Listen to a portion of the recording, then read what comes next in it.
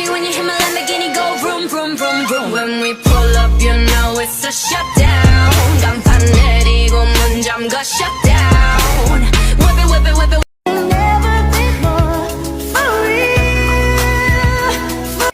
Bismillahirrahmanirrahim. Assalamualaikum warahmatullahi wabarakatuh. Perkenalkan teman-teman, nama saya Aini Hairunisa, kelas RC1 PGSD dengan NIM 221449 di mata kuliah Strategi Pembelajaran SD. Nah, sesuai dengan mata kuliah kita kali ini, saya akan membuat video pembelajaran yang menjelaskan tentang model-model belajar.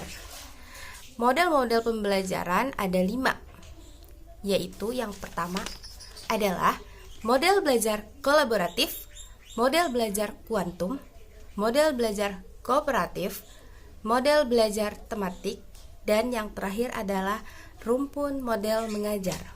Untuk tahu lebih jelasnya, kita simak video yang berikut ini. Pembahasan yang pertama yaitu tentang hakikat belajar kolaboratif.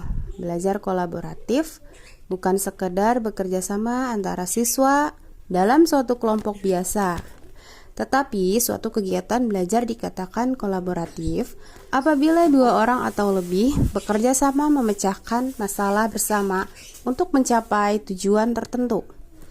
Dan pembahasan yang kedua yaitu tentang hakikat belajar kuantum. Model belajar ini muncul untuk menanggulangi masalah yang paling sukar di sekolah, yaitu masalah kebosanan. Seorang guru yang menerapkan pembelajaran kuantum diibaratkan mengoreksi belajar dengan meriah dari segala suasana. Dan pembahasan yang ketiga yaitu kooperatif.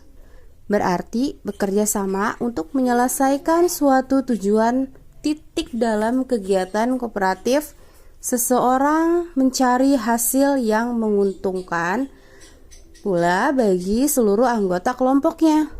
Kata kooperatif digunakan pada anak-anak yang bersikap manis, merupakan perilaku sosial yang tepat dalam suatu lingkungan. Tetapi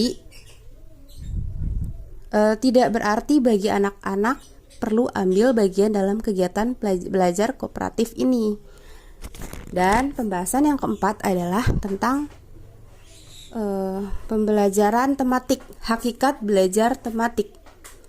Jadi, hakikat belajar tematik didefinisikan sebagai suatu kegiatan belajar yang dirancang sekitar ide pokok dan melibatkan beberapa bidang studi pelajaran yang berkaitan dengan tema.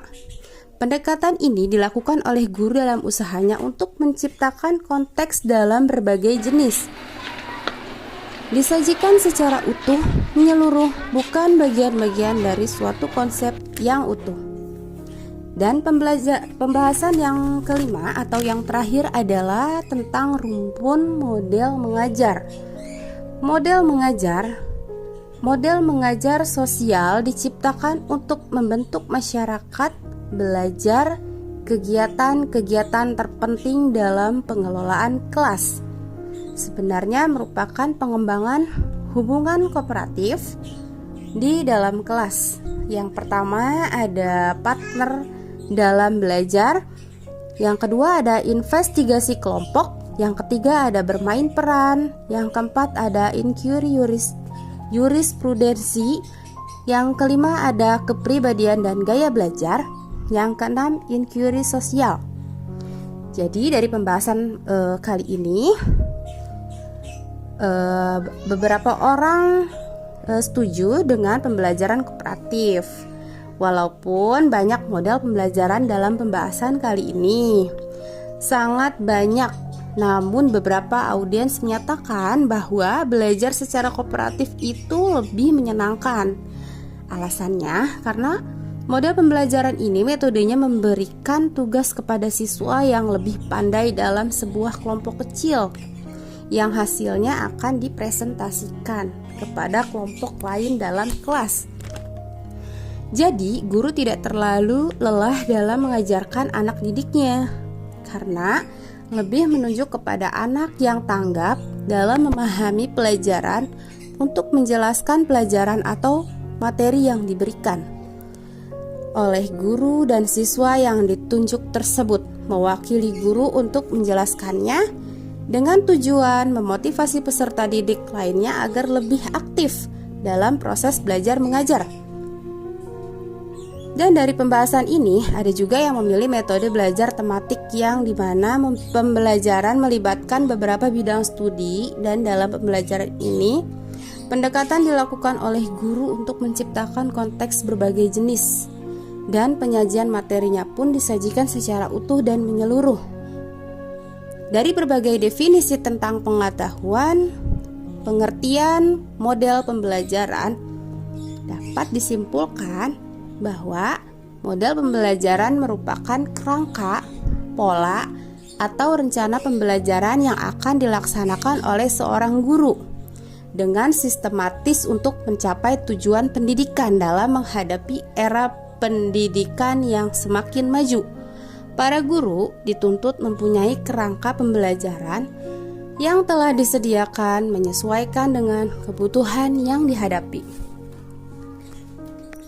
Baik, selanjutnya kita membahas tentang manfaat belajar kolaboratif. Nah, manfaat dari belajar kolaboratif yaitu yang pertama, meningkatkan pengetahuan anggota kelompok karena interaksi dalam kelompok merupakan faktor yang berpengaruh terhadap penguasaan konsep. Belajar memecahkan masalah bersama dalam kelompok, memupuk rasa kebersamaan antar siswa. Setiap individu tidak dapat lepas dari kelompoknya. Mereka perlu mengenali sifat, pendapat yang berbeda dan mampu mengelolanya. Selain itu, hakikat manusia sebagai makhluk sosial, mereka tidak dapat menyendiri, melainkan memerlukan orang lain dalam hidupnya.